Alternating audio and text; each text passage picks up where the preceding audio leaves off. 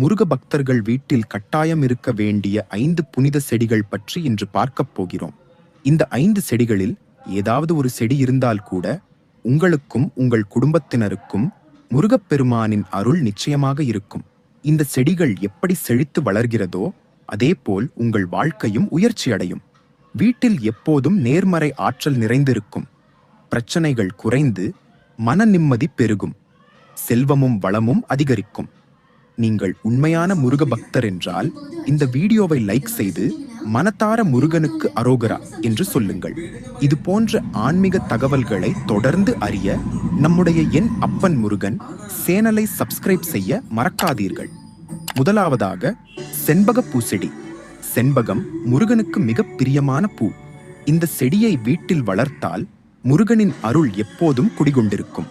இரண்டாவதாக செவ்வரளி செடி. செவ்வரளியும் முருக